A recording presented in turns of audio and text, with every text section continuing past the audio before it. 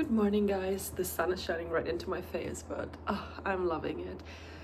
This video is about why or how can people who love us also be angry at us, I really feel like sometimes I'm incapable of being a human being, and I don't know, the older I become, the more I become aware of how many things I don't know and how many questions I have about human existence, about how to be a human and how to deal with all the emotions and all the things that we didn't learn and all the things that we don't know how to deal with because we don't have the tools. And the older I become, I really realize that my parents have been a role model for raising children that is really something I would highly not recommend, because I feel that they taught me to not be loyal, to not care,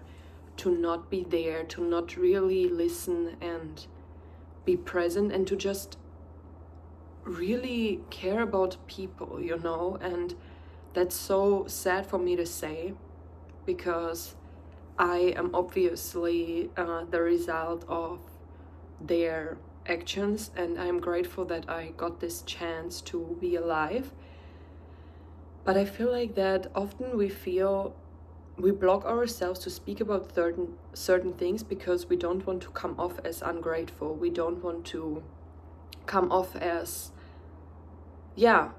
ungrateful and disrespectful. But then on the other side, how can we let our feelings out? Like, how can we speak about the things where we feel guilt and shame?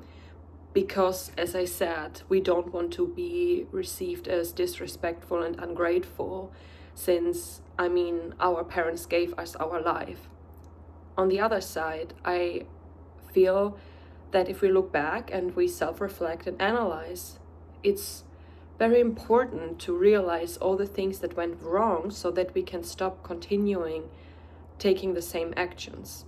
And I sometimes realize that literally so much, and I'm not sometimes realizing that, I realize it literally every single day, that our actions are so very often not actually ours. We just do them based on the programming, based on experiences, based on pain, based on trauma. And sometimes I'm really thinking, like, how can I make it through one day without being triggered all the time, without just constantly being like captivated in my own thoughts? And it's really complex to live because of the mind, because of all the things that are stored there and all the things that we always remember and deal with and think about. And I don't know, I'm thinking I want to do an experiment, and for one day imagine that I am not who I am, like I'm not my past, I don't know anything about me, and just, I don't know, for example, go on a day trip and imagine that I am not who I am and just experience life completely differently, like without all the programming and my fears and my traumas and everything. So I might want to do that. By the way, the light is really horrible. My face looks, I don't know, I look like an alien, but it's okay, it's just a light. And I want to enjoy the sun because I haven't seen the sun for so long.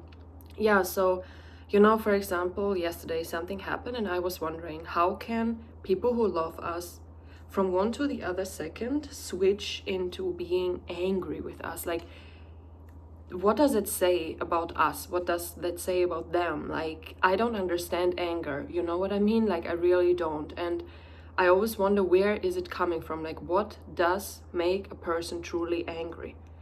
Anger scares me. Anger for me is such an uncontrollable emotion, and I really don't know how to deal with it, and I don't know how to deal with people who have anger outbreaks, because I don't understand. I truly don't, and I always feel that an anger attack is the most painful one, at least for me, when someone is angry towards me or just has this uncontrolled anger outbreak. I don't know what to do with it. it hurts and it's painful, and I really like suffer from it. I can absolutely not manage it. Maybe that's also because of my upbringing, where there was a lot of anger, a lot of screaming, a lot of shouting. Everything was always so noisy, everything was always so explosive, and I just don't get it. Like, there must be something stored so deeply inside of that human being, and probably the ones who suffer the most are themselves, because I can only imagine that you have an anger outbreak and then afterwards you feel horrible.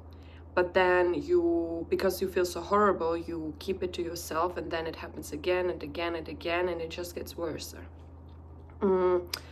Yeah, so if anyone here has any clues about anger, please let me know, because I really try to learn to be a human being, and I want to do my best, and I just have so many questions and they are all unanswered, and I feel like I know nothing about existence and nothing about how to have relationships, how to have close relationships, because I also observe myself and I realize that I have such massive problems allowing deep bonds with people because I'm so afraid. And I was analyzing that fear, like, what am I actually truly afraid of? And then I realized that I'm afraid that people disrespect me and cross my boundaries, because my mother never respected me, always crossed my boundaries and just literally run over me.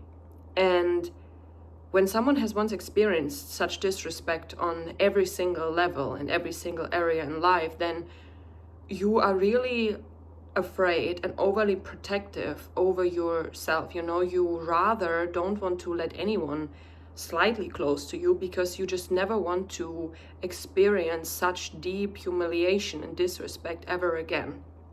And now, though, I am sad that I don't have close friendships, and that's because of my fear.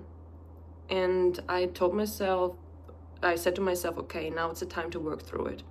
So if you watch this and if you are also afraid of letting other people close, I'm here with you, and we can figure it out together. And I know that you can do it too. Like, I know that just because for decades someone disrespected you doesn't mean that this will continue.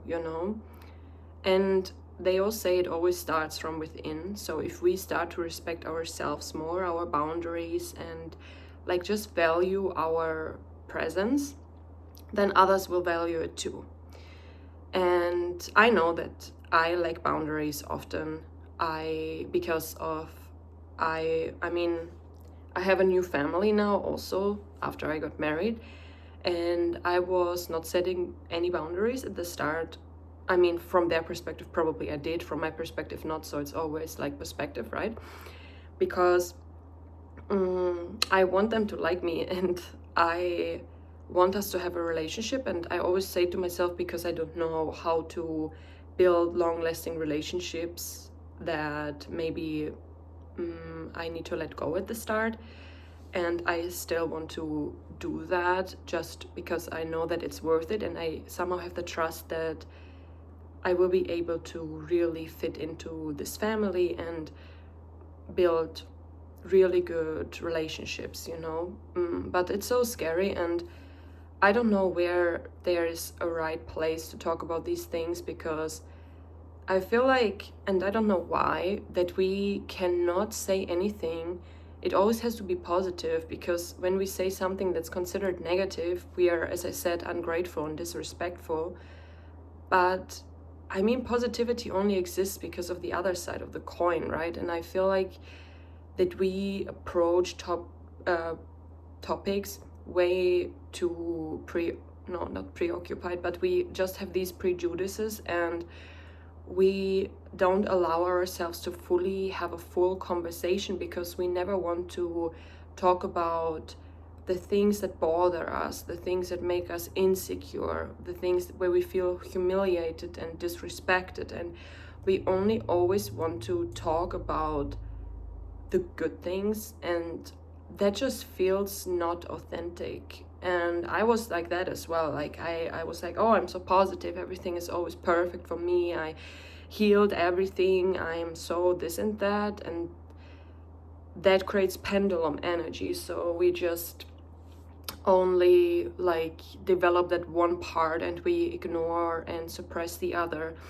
And I wish for more full picture conversations, for more full picture relationships, and where just everything becomes normal in a way that it's not expected anymore to just speak about what's so positive and what's so good.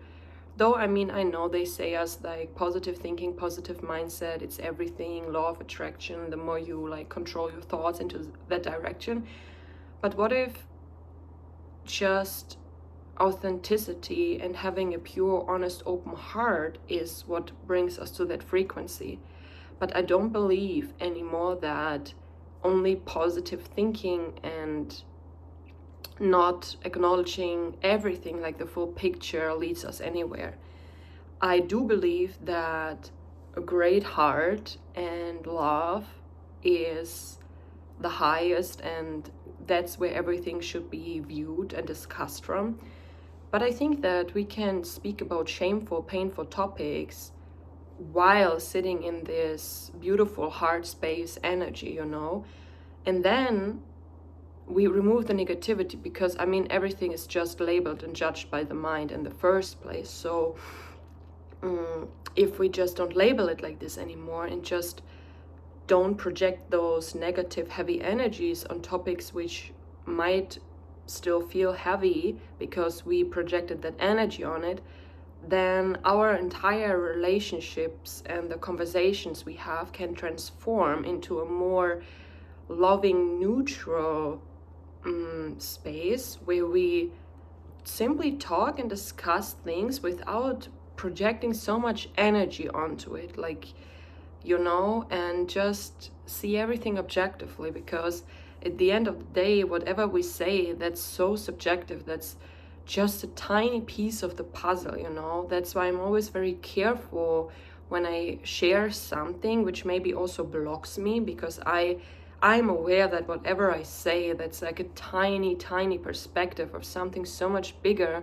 which I will never be able to grasp. And that's why I'm careful, because I know that whatever I say, everyone has a different opinion about it, everyone sees it differently, and sometimes I feel like talking is so overrated, and very often it just makes no sense, because we just try to express something which is subjective. But on the other side, since everything is about human connection and communication, maybe when we all express how we feel, how we saw something, then we get like a glimpse of how big everything actually is. And maybe that helps us to, throughout time and throughout the years, just always realize that the picture is so big and we can only see clearly when we put all the pieces together, and when we are open-minded and listen to others deeply and try to understand them, because then that will lead to a bigger understanding about reality and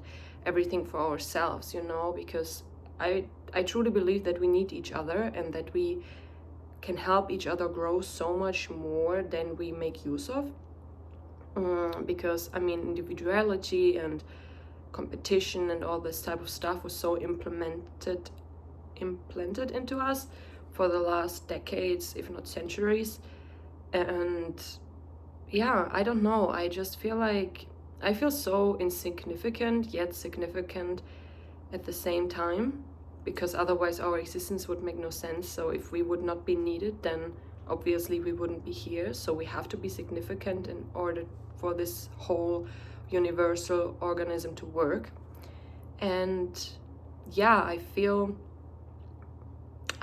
that deep thinking, for example, is also undervalued. Like, everything needs to be fast, people are just jumping A, B, C, D, E, you know, and I can't do it. Like, I have an experience and then it moves me. I want to like work through the afterglow of the experience, because no, I want to understand what happened to me throughout that experience, you know. And I feel otherwise life makes almost no sense, though I don't even know if it's supposed to make sense. But at least what I always feel is that every experience we have can give us some hints and conclusions about our existence, about ourselves, about the depth of our souls, but only if we make use out of it, you know. Like these times of self-reflection, I always compare that to an athlete. Like, you can be a marathon runner, and yes, of course you have to practice to run and everything, but if you don't rest, you cannot run. So I feel like that's the same with life and living and increasing awareness and understanding life and human beings and everything.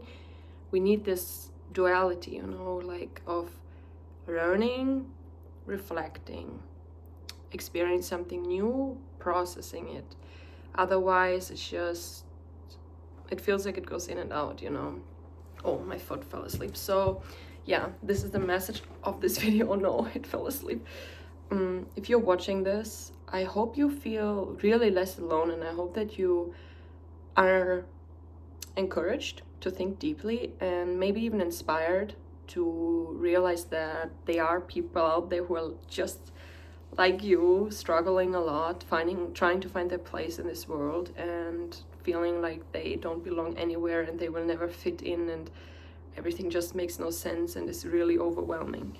I hope you find some comfort here, and I am happy to see you soon. Bye bye.